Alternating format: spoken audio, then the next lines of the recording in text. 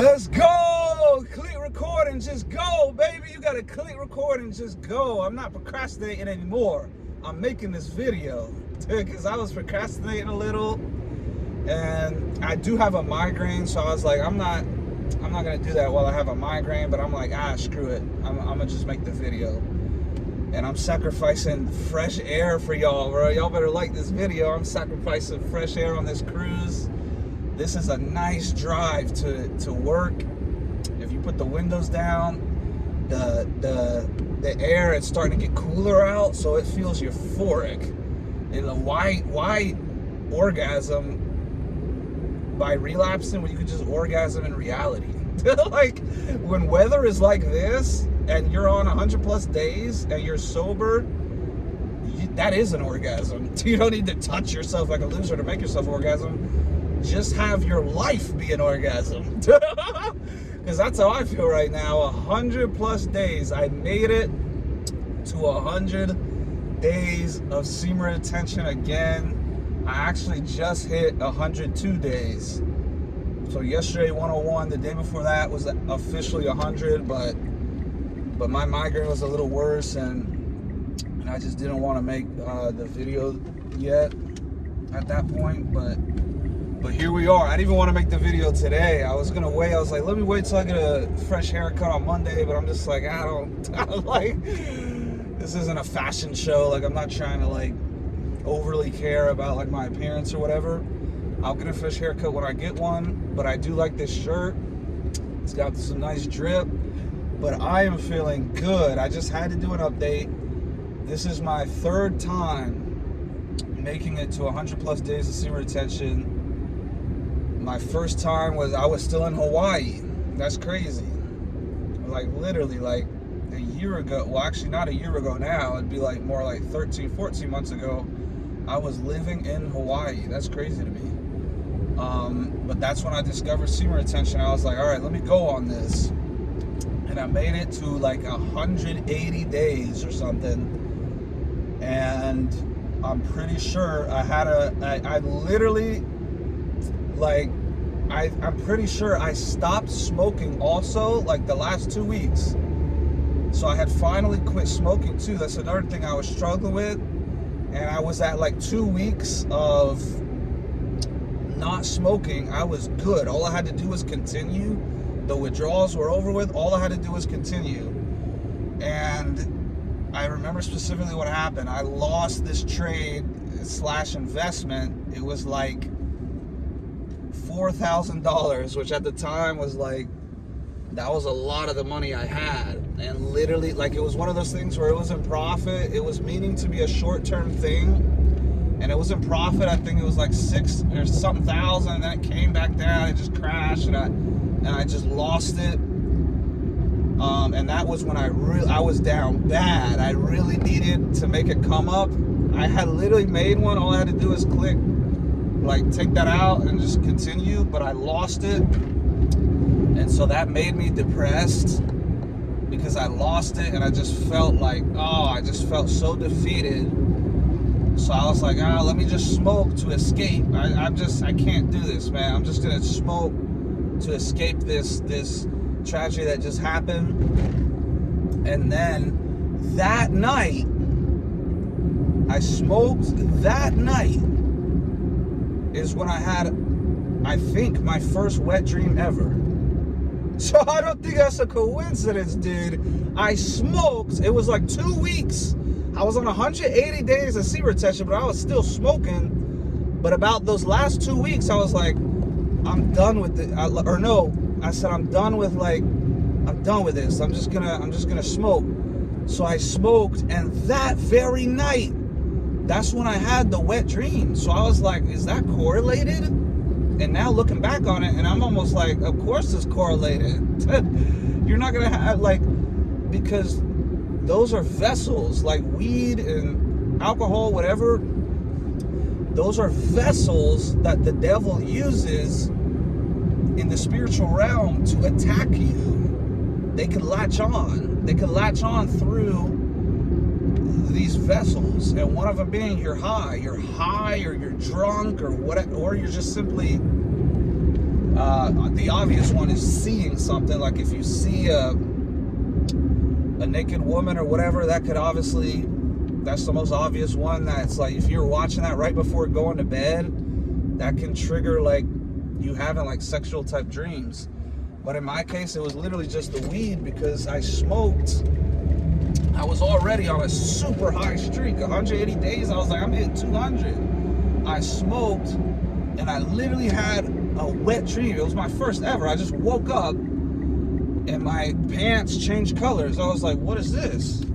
It was actually ironic, because the shorts I was wearing were swim shorts, and I'm gonna park right here. The shorts I was wearing was like swim shorts, but they change color when they get wet. They had like a palm tree design. It was blue, but when you get them wet, it had a palm tree design. So I literally woke up, I said, why am I seeing all these palm trees? I came myself during the wet dream. So after that happened, I sort of just gave up. I don't remember honestly too much. I just know that's how it happened. And then I remember, like, I was like, screw it. I'll just do it myself then, since it just happened anyway, outside of my control. And so I did that.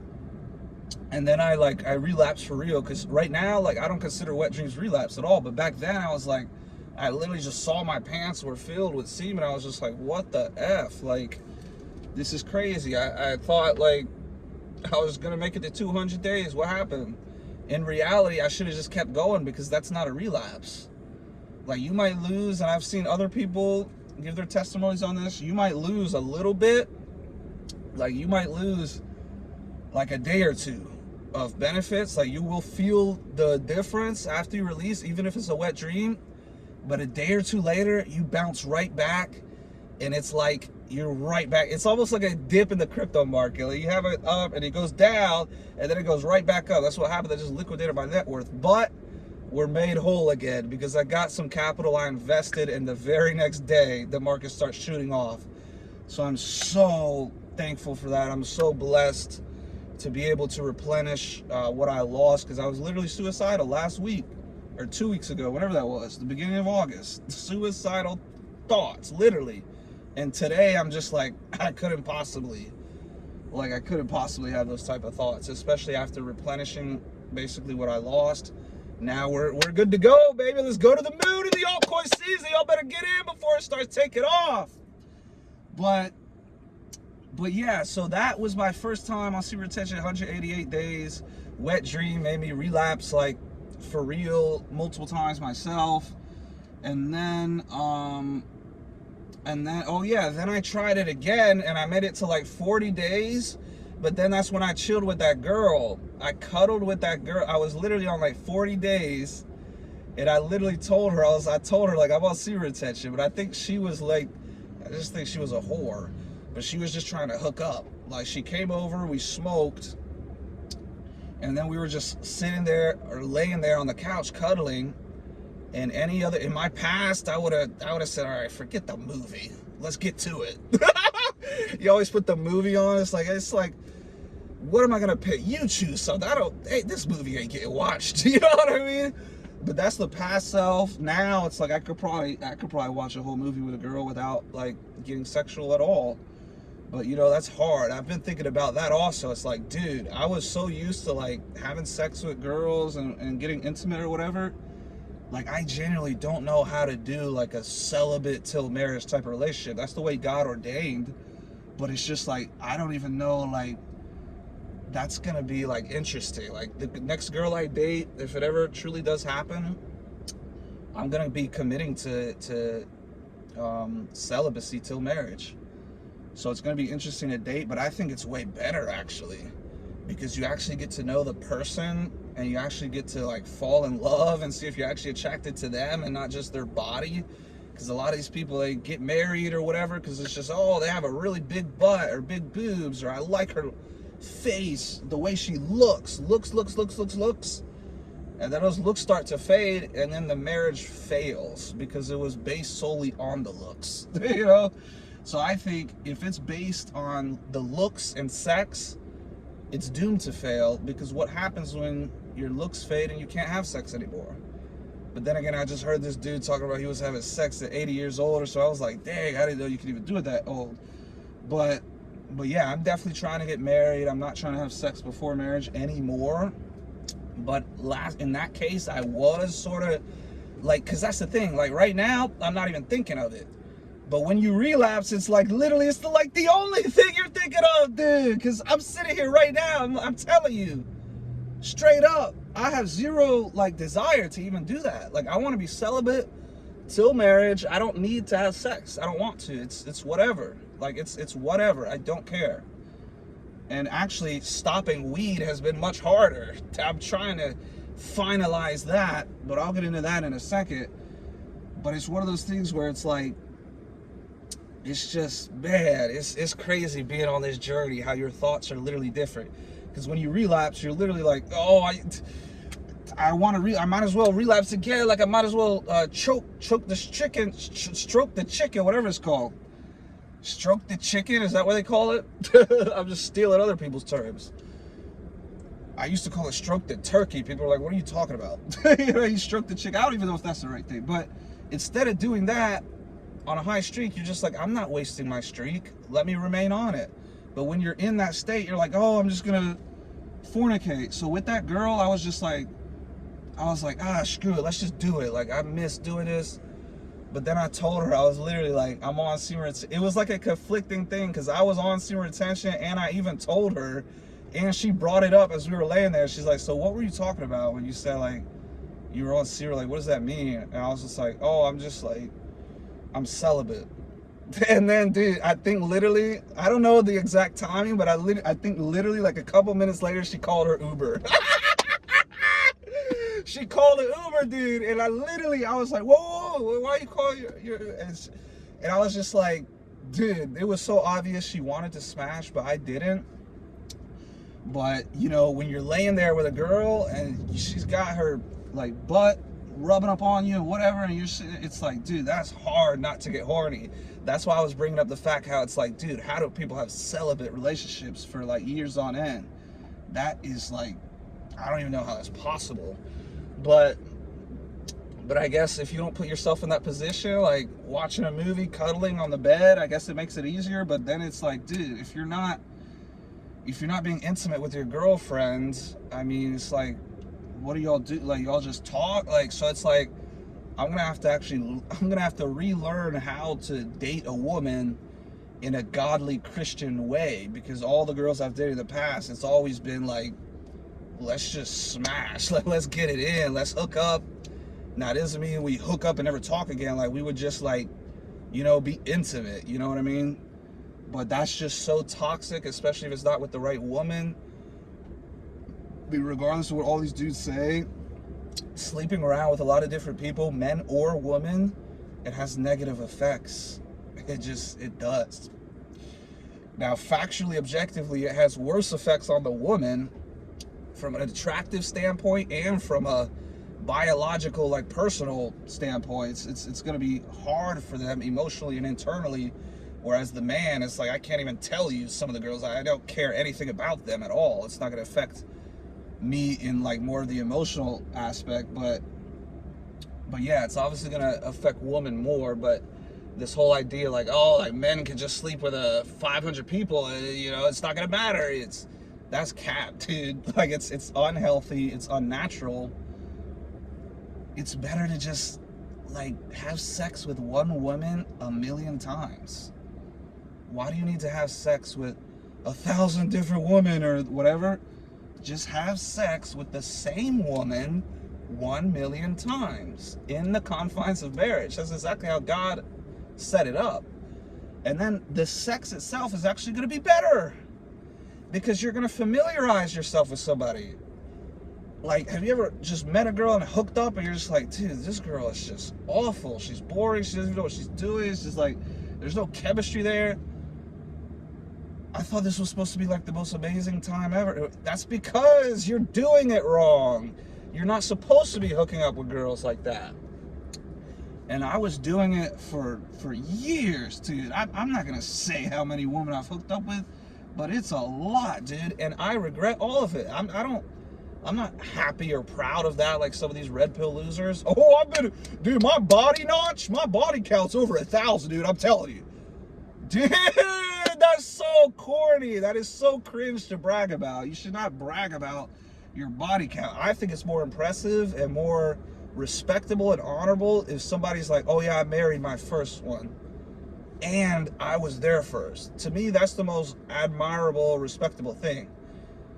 Two people that get married and they're both their first sex, like you lose their virginity to the person and then you grow old together. That was my plan all along. But, you know, I guess the universe had different plans. Maybe I had to go through that hookup phase and all that crap to teach other people that they don't have to. Because men are always trying to get laid all day long. Oh, I'm getting laid. I used to think like, oh, it was cool or whatever. I'm just like, dude, that's so corny and cringe. Go straight. Dude, I'm looking at this person just stopping at the stop sign. I'm just like, dude, go, dude. I hate like other people on the road so much. Even when I'm not driving, I'm still looking. I'm just like, dude, can you like drive properly? But anyways, I have so much energy, even though I have a migraine. I said I'm feeling amazing, even though I have a migraine. That statement alone shouldn't exist. You know, migraine and amazing in the same sentence. Migraines are awful, but this one didn't get too bad, but it is a little bit bad, which is weird because on retention, I usually, it's like I don't usually get headaches or migraines or anything, but I'll just talk about this now because I got to address this because I really got to hold myself accountable. But I think it all had to do with smoking. Because I was like, the whole reason I got caught up in smoking so much is because originally it was a cure for my migraines. I would always get migraines and I smoked. I said, well, let me try this. I tried it and it was the most effective thing at getting rid of the migraine. Out of all the medicines I've ever had or whatever, I was like, whoa, nothing's been more effective than that. But then it went from, oh, let's just use it medicinally to help your migraines to, oh, well, let's just use it only on the weekends, but not in the weekday because we got school, we got homework and all that. We'll only do it on the weekends.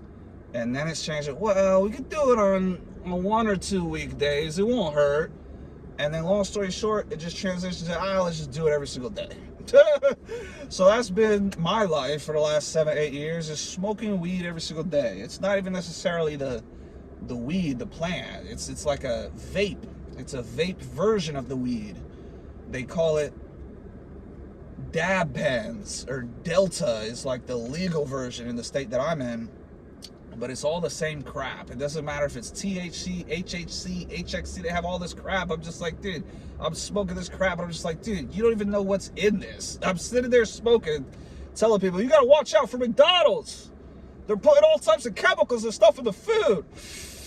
But yeah, anyway, it's like 420. It's like, what? You don't even know what's in there.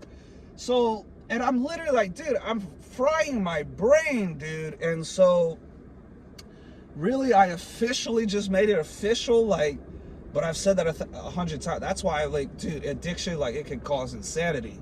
Because you'll literally, you'll declare to yourself, to the world, to a YouTube audience, to wherever, you'll be like, I'm done doing that. And then the very next day, you'll be back on it.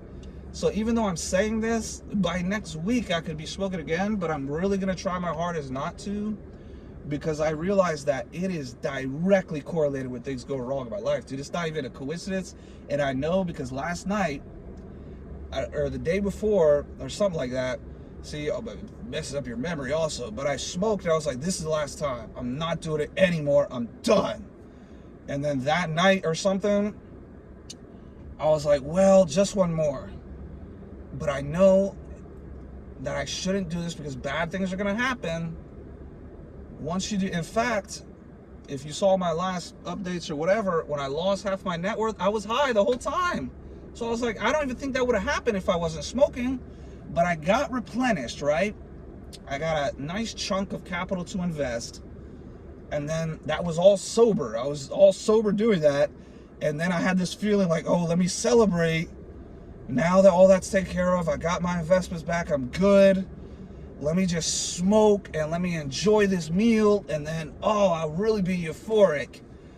dude, you can't make this up. I smoked, and I remember as I was taking a hit, I smoked, and I literally was telling myself, I said, well, don't just make, like, you don't want to continue this, and because bad things just start happening again. And then I was telling myself, well, oh, it's okay, like, it's as long as it's not, like, too much. And after telling myself that, like, this conflicting thoughts, like, hey, you know you shouldn't be doing it. Bad things are going to happen again. You just lost half your net worth because of being high. You've lost hundreds of thousands in the past because of being high. You've lost, I don't know how much. It's one of those things where you don't even know how much you could have potentially lost due to this. But the opportunity cost, it's insane. But even recently, like, losing that, being devastated to the point I'm having suicidal thoughts.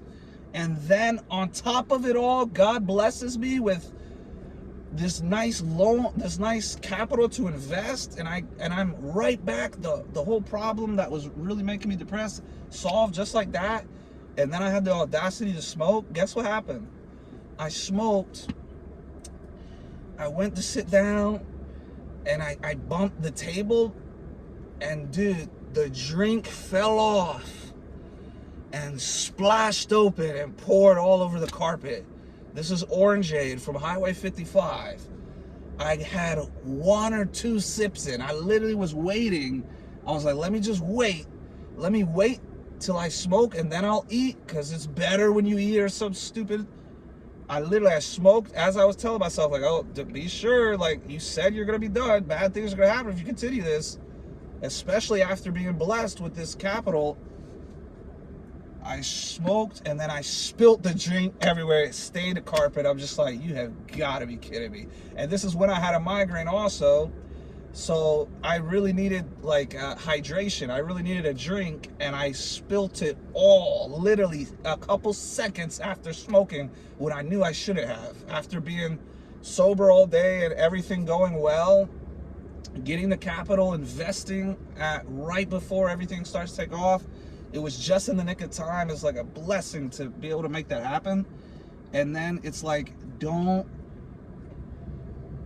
take your blessings for granted. And I think that spill was actually probably one of the most significant spills ever, because I spilt it and I said, no, I am done. So I've committed to being done with that. But it's so hard because the addiction was so strong. But I think semen retention is going to help me get over that. But I just had to touch on that because I have to say this to hold myself accountable. Like, right now, I'm sober all day. I honestly don't know it's like, dude, my memory is all messed up. My articulation skills are all messed up. Dude, there's so much stuff that I'm just like, dude, I can't imagine where my life would be if I just never touched that stupid weed. Like, I just, dude, I can't imagine, dude. But again, at the same time, I can't say, oh, I wish I never smoked, or I wish I never fornicated with all these girls, because you can't change the past. So although I regret things of my past, I don't, like, wish I could change them or whatever, because you can't. Wishing you could change the past is irrelevant, because you can't change the past. So there's no point to dwell on it and be like, oh, I wish I did. You can only learn from it, and you can use your testimony to help others. Like me, I don't have an older brother to tell me, like, oh, dude, you should do that or that. Obviously, I have my dad. He gives advice, but this is like one of those things where it's like, I feel like just that's not something a lot of people talk about, where it's like you might hear it from a dad or an uncle or so. It's like, yeah, whatever. Like, kids disobey their parents all the time. But when you feel it, when you hear it from a fellow brother, like a fellow dude your age or similar type of age, then it becomes like, whoa, wait a minute. I always hear all these weird dorks, like obviously these weird incel type people, they'll tell you don't go out and have sex. They can't do it anyway. But when you hear it from somebody who could actually, you know what I mean, who could actually slay these girls, that hits way different, because I'm not doing it due to not being I'm not avoiding sex with a woman due to not being able to do it. I'm doing it because I'm choosing to. Like I could literally go on online dating and get a bunch of matches anytime I want. And it's just like, actually, now that I mentioned it, I'll bring this up because I gotta. Well, yeah. Anyways, I gotta get to work. But now that I got the investments, I don't really have to work as much. It's not as stressful because the investments are popping off. And I think alt season's here, by the way, for any crypto people out there. From now till the election, we might have a big pump. But anyways, what was I saying? Yeah. Dang it, I totally forgot what I was saying because I brought I was just saying I had to get back to work, but I forgot what I was going to touch on right before that. Oh, yeah, dude. Oh, I love having memory. When I'm high, dude, I just forget it, and I'll just remember it days later. It's like, what the heck? But now I remember because I got on one of these apps, but it wasn't like a regular dating app. It's like a Christian dating app. It's called Upward. And I was just super, I think this was when I was in the depressed state. So when I lost my net worth, like a week or so went by and I was just like, screw it, dude. I don't have anything, dude. I don't have money now. I don't have a career. I don't have motivation. I have all this depression. I don't have a girl. All I ever wanted was just a wife. Like, why have I not received anything? So I got back not on all the apps. I got it specifically on like a Christian specific dating app. And dude, it made me think like, dude, I cannot do that. Dude, like I seriously can't. Like it actually stresses me out, dude. Cause I got a good amount of matches, like 10 to 15 matches, like first couple days. And I'm just like, dude, I'm just looking, I'm just like, oh no, this is too much. It's overwhelming. And I just closed the app and I'm just like, I can't do that, dude. Talking to multiple, okay, all right, I got this girl, I matched with this girl. Now, it could be a first world problem. There's probably some dudes out there, they can't even get one match. But the point is, I'm just like, dude, I don't want to do this at all. Like, and there was one girl that she asked for my number right off the bat. She's like, what's your number? I don't even remember if she said something before that, but eventually, like after a sentence or two, she's like, what's your number? And I gave it to her. And then she texted me. I was just like, who's this? And she said, Rebecca. And I'm just like, who's Rebecca? You know what I mean? And then I was like, wait, is this a girl? Maybe it's a girl. It has to be, because there's no way another girl would text me from anywhere else. So I go back on the app and I was like, oh yeah, it's her. And then she texts me and I text back. And then she texts me and I'm just like, dude, I don't want to do this. Like, you know, like, am I the crazy one? Like, I don't think I've ever had the feeling of like not wanting to like text at all. Like, I just don't want to at all. Because it's one of those things where it's like, if you're always used to talking to girls and then like you finally just stop, like I just stopped. I was like, I have not been talking to any girls at all, especially when I delete those apps. When I would get back on the apps after a relapse, that's the only time I would talk to girls. Anything other than that, it would be like in-person interactions. But on the phone, like texting, I would not text at all. I've barely texted anyone, rather, not just girls, like friends, nothing at all this whole year. So she texts me back, and I tell her, I said, I'm going to work. Like an hour later, she's like, oh, so screw me then, huh? I was like, what? So like, dude, she was double texting because I didn't respond. And I had just told her, I'm going to work. And it's crazy because in the past, I used to love that. I used to love a clingy girl. Like, I would love, like, just leaving, not responding, and then her sending another one. I'd be like, oh, yeah, she's interested. She has high interest. She's double texted. I love that. But now, after not texting for so long, I'm just like, dude, I don't even know, like, it's just, like, stupid to me, dude. It's like, literally, I don't want to text what back and forth. Hey, how's your day going? Oh, mine was going good. I'm just at work. What are you doing today? It's like, dude, just wait till you're in person and just talk in person. I don't think I'm gonna text any girls, dude. I'm done with texting girls. Because I was not texting girls, and then I felt so at ease and so focused, especially on SR. And like I said, I was smoking the whole time too, so it's probably even elevated even more. If I really can beat this addiction and just remain sober, dude, it's like you are so zoned in on this journey on semen retention. Because when you're not on semen retention, there's no way you're not texting any girls. Because you're trying to get laid all the time. It's like you're thinking with your dick.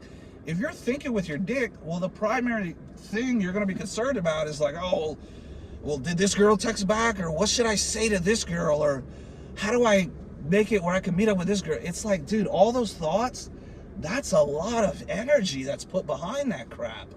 And I realized, because I'm like, I'm reading it, I'm just like, dude, like I read it and I'm like, I got a DoorDash, for example. I read it and I'm just like, you have to think of what to reply and you're just like, I don't have time for this. Like I need to go drop off. So you just don't respond. Like, and like I was said in the past, I think girls actually like when men are busy and not responding, but it's one of those things where it's like, dude, I just find it annoying to text, but it's also one of those things where it's like, I don't really want any of these random girls, even on a Christian dating app. It's like, dude, I saw the trans there. She said trans. I was like, trans? What in the lukewarm church is this? Like, I specifically went on this app to get away from all these whores and trans and all this crap. You see girls immodestly dressed, she's trans, all this stuff. I'm like, dude, I thought this was a Christian app. What is this? So I think even the Christian dating apps, they're a lost cause. Don't even waste your time. I got on there, I got a couple matches. I'm just like, dude, I'm not, what do I say to all these? Do I say the same thing to all these? Hey, what's up? Hey, how are you doing today? Like, dude, that's so corny to me. So I'm probably going to delete that also. I just needed some type of like companionship or like friendship or something. Because this has been a solo dolo journey this past year. That's why I was even more so depressed, almost to the point of suicide, like 2 weeks ago when I lost all the money. Because that's basically all I had going for me. I sacrificed all my friendships and everything to zone in and get this money. And when I lost it, dude, I was like, I lost everything. But then that's when you reflect and you really understand that you don't need the money. You just need God and family.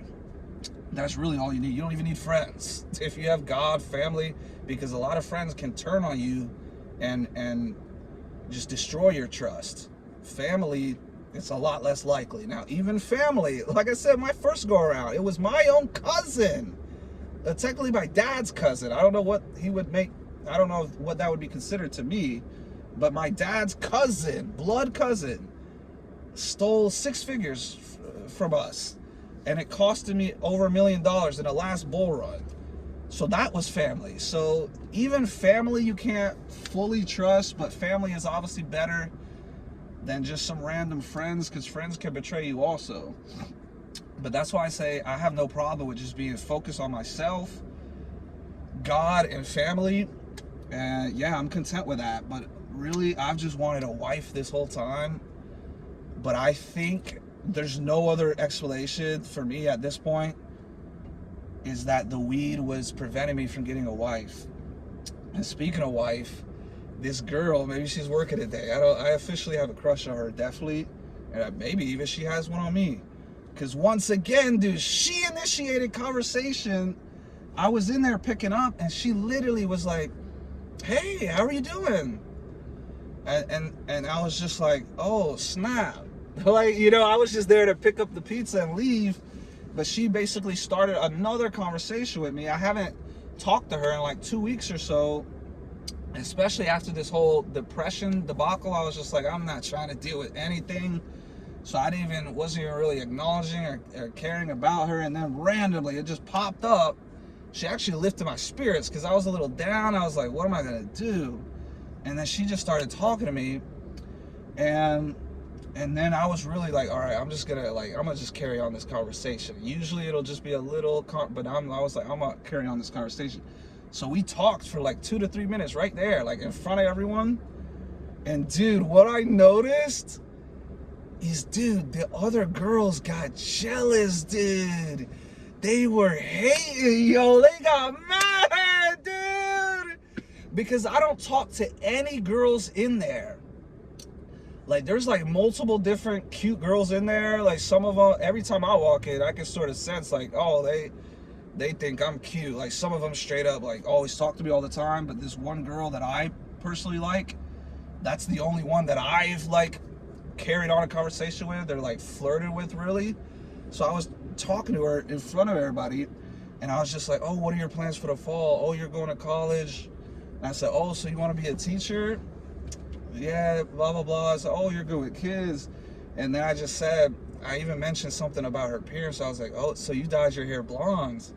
And she's like, yeah. And she's like, yeah, they're highlights, yada, yada. And she's just, and then, oh, that's when I told her. I straight up told her, I was like, I gotta vent to somebody, bro. Like, and I straight up told her, because she was like, so what about you? What are your plans, like, coming up? Because she's like, oh, I'm going to college now. And I'm like, oh, so you're not going, like, somewhere else? And I told her how I went to Hawaii. And then literally, oh, that's when I told her, I was like, she asked about me, and I was like, well, shoot, I was almost like suicidal last week. I lost like 80% of my money, like 80% of my net worth. And then we were just talking a little bit, and I was telling her, I was like, well, what I learned is that for the love of money is the root of all evil. And anytime I'm at my lowest, I turn to God. And we were just talking a little bit more, flirting basically a little bit. And then she asked her coworkers, and that, because I asked her, I said, what about this order? You know, because it was like 5 to 10 minutes late. That's why I was talking to her. I was like, what about this order? Do you know, like, what's up with that? And she's like, oh, I don't know. And then she asked her coworkers, she's like, hey, do you guys know where Georgia is, or whatever the name of the order was? And they just ignored her, dude. They straight up ignored her. And they were standing right there. It was one of those things where it was like, dude, the girls were salty, bro. Like, you know when like there's a group of girls and a guy might go up and just talk to one of them, and then the other friends will get jealous because their friend's getting hit on and they're not, or their friend's getting talked to and they're not. So they'll get sort of jealous, and they'll even maybe tell you like, oh, she's not interested. Like, they'll cock block or whatever. I was feeling that type of vibe, dude. Like, I felt like they got like salty or jealous or something, like where they were like, why is he, out of all the girls here, why is he talking to that one? You know what I mean? But it's because she's the light, dude. She's all I worship to. It's a woman of God, dude. So me being a man of God, I'm not interested in these other girls. Some of these girls might have nice curvy bodies. I'm just like, dude, I'm not, like, I can almost see your butt cheeks. Like, you know what I mean? It's like, I have no interest in immodest women. So, you know, I'll still be nice. I'm nice to everyone. But I'm not going to sit there and flirt and ask, like, carrying on conversations with these other girls, because I don't really have an interest to. But with this girl, the godly woman, dude, I'm like, you can literally notice a difference. Like, when I'm talking to her, like, I start smiling and stuff. And so I think the other girls notice, because I'm always in there, dude. I've been going in there for like a year, and I never talk to any of them. I just say, hey, I'm here for this DoorDash. And I say, thank you. And they're like, have a nice day. I say, you too. That's it. This girl is the only girl I talk to. And so I think I could sense a little jealousy out of the other girls. But either way, speaking of which, I gotta get to dashing. I just wanted to give a sort of an update overall. I told you about the first time on SR. It was 180 days. I had a wet dream, and then it made me relapse, whatever. I was on about 40 days with that other girl, and then I didn't hook up with her. She called the Uber. I was like, all right, it's all good. Because I was sort of just like, I don't even remember why. I don't remember actually why I didn't. I think I wanted to remain on SR because I had in my mind, like, I was starting to get horny, like I wanted to hook up with her, but I think it was one of those things where it was like, next time or something, like, I don't know. But then following that girl, it actually made me realize, because the next couple of days we were snapping back and forth, and she was almost saying like, well, why didn't we have sex? Like, we could do it next time then.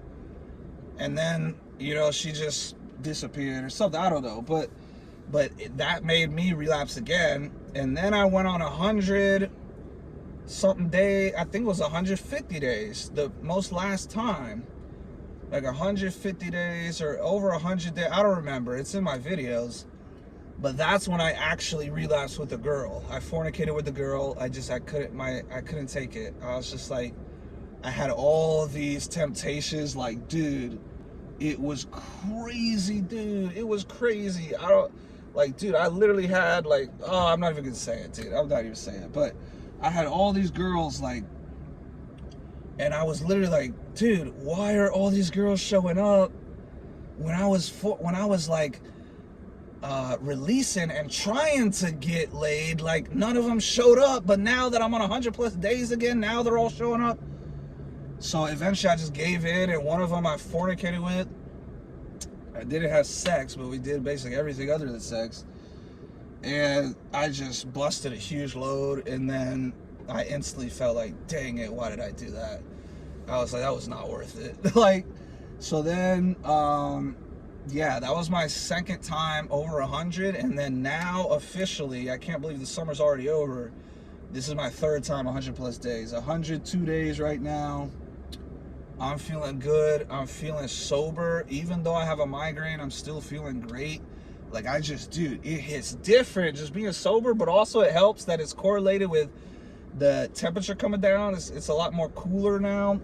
So it's sunny, but also cool out. It's perfect. It's actually Hawaii weather, because it had been like 95 and sunny. It's like, yeah, I couldn't even do this DoorDash in the day. It'd be so hot.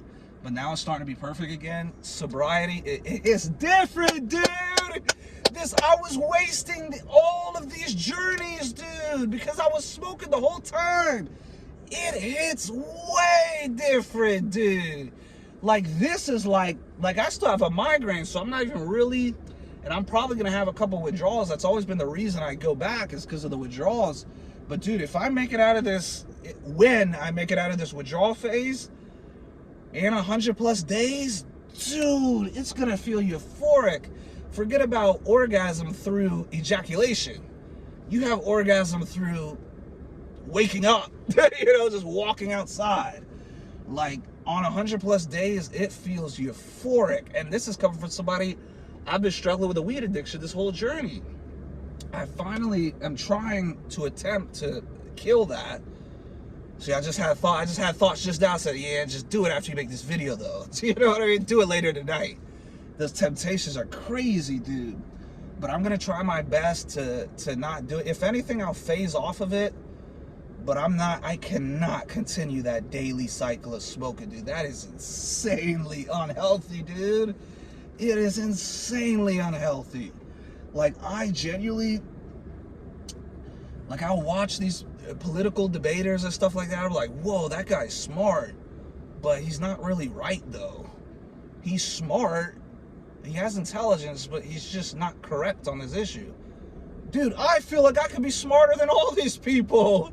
I've just been high the whole time. I can't talk. You can't talk to the best of your potential and the best of your ability when you're high all the time. It doesn't matter if you're not currently high. Like, if you were high this morning, you're gonna have like a hangover. It's not a hangover like alcohol, but it's like a high hangover. Like, you're gonna feel all like sloggy, and I don't even think that's a word, but like sluggish or whatever. You're gonna feel all like just like when you're fully sober, your mind opens up, dude. And I've just noticed this the brief amount of times I've been able to be sober, like 1 day, 2 days, whatever. I'm just like, dude, I'm starting to like, dude, like, I can spell correctly, I can read fast. Everything's better when you're sober, dude. And I was manipulated and deceived into thinking everything was better when you're high. Now, don't get me wrong. If you don't smoke for like 2 years straight and then you smoke, that probably could be a euphoric feeling, because that's why I got hooked. What I'm talking about that's like just not health, it doesn't even feel good, is when you're doing it every single day, because the cons outweigh the pros. You might even like temporarily in the moment, like you might have a stress day, you smoke and you're like, whoa, I don't feel stressed or irritable anymore. But that's like, it's like a false positive. It's like a false good feeling, because the cons from doing it every day, it's gonna outweigh the pros, I'm telling you. Like, take me for instance, 8 years flash before my eye. I'm just like, wait a minute, how am I 28? What happened? I thought, what happened? What happened all these years? So it was me being high the whole time. Like, and oh, that's the other thing. I realized that time goes by way slower when you're sober, dude.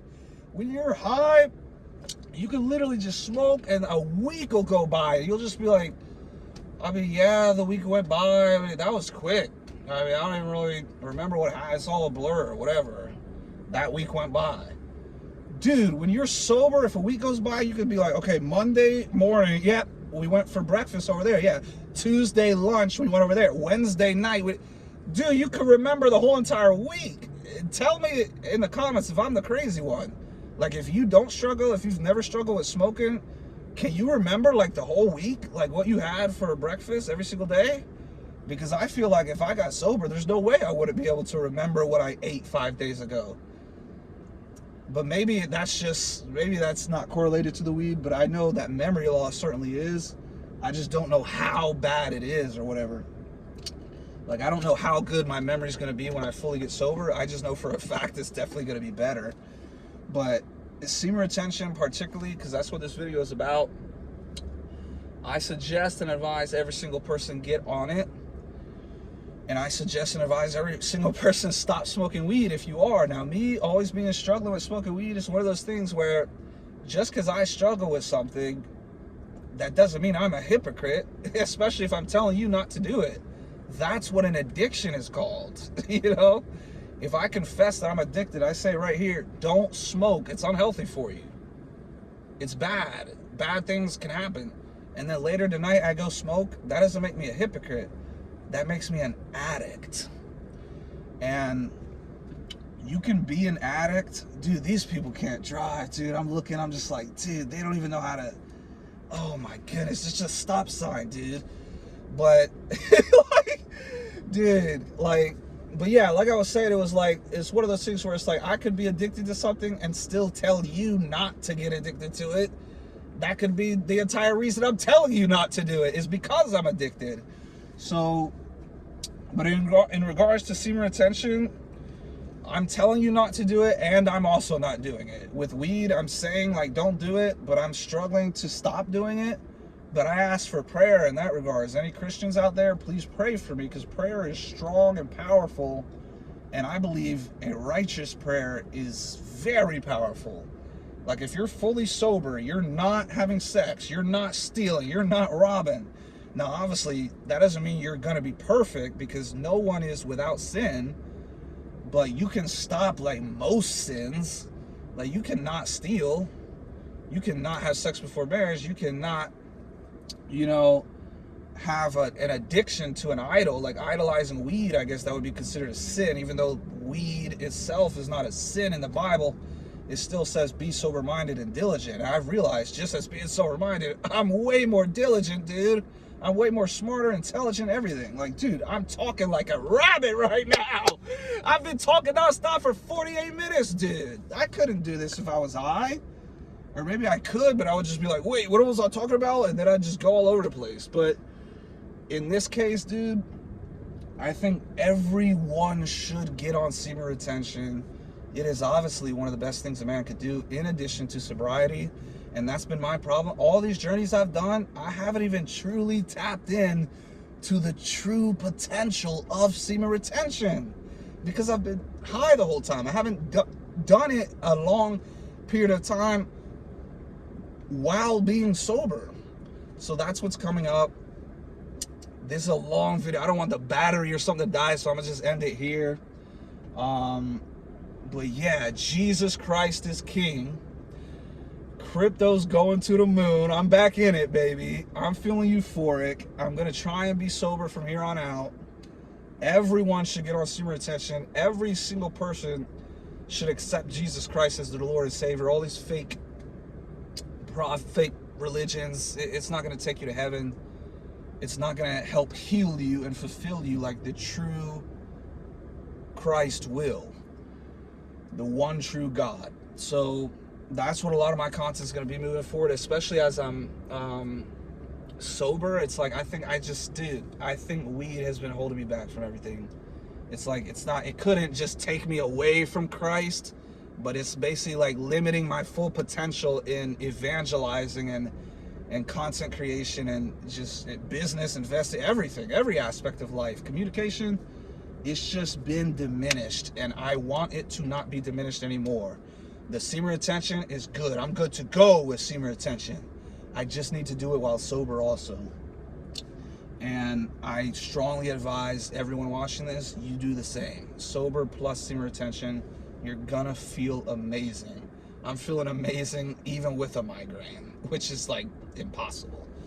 But that's the power of semen retention. It can help you overcome things easier. So maybe this migraine would have got worse had I not been on SR, but the fact I'm on SR, it helps you bounce back quicker.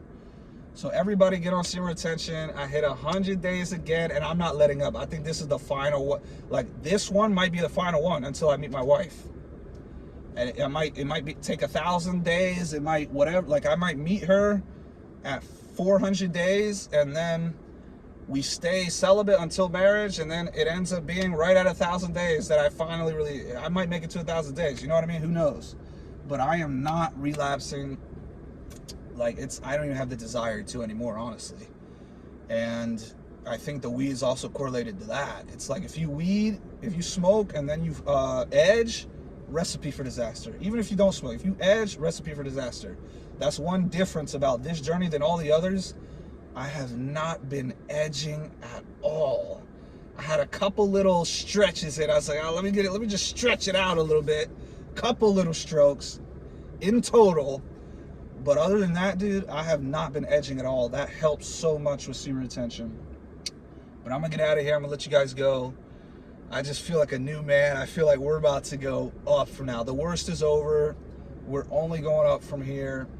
And it's not even really about the money. It's not about the girls. It's about really your righteousness with Christ. And with me, I think the weed was just holding me back. And it was correlated with fornicating, because you get more horny on that. So I think it's like, dude, the confidence you get, like, I'm not going to have any negative thoughts when I'm sober on SR and obeying God. What could you possibly be scared about? What could you feel guilty or shameful about if you're fully obeying God? Now, obviously, you're still going to lust, and you're still going to sin every now and then, because no one is like sinless.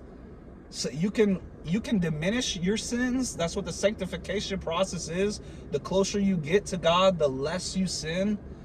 But you're never going to not sin ever again. I see all these street preachers and stuff. They're preaching a false message when it comes to that. It's works-based salvation. You cannot be sinless. That's straight up in the Bible. You don't have to be sinless to go to heaven. You just have to put your faith in Jesus. But as you put your faith in Jesus and it's strengthened and you study the word more, you will sin less. And by sinning less, you will receive more rewards from God. That's why I'm like, dude, oh, where's my wife? Where's my wife? Where's my wife? God is basically just saying, stop smoking and I'll gift you with her. Do you know what I mean? And I just continued it. So absolutely, I say, obey Christ to the best of your abilities, get on SR, and you will receive a wife, dude. I don't doubt it. Now, maybe some people are just meant to not have a wife also. But yeah, God will give you the desires of your heart. You just need to be righteous and trust in him. I'll talk to you guys later. Joel Coaster out. 100 plus days of semen retention again. I'm gonna keep it going this time. Let's go! Let's go!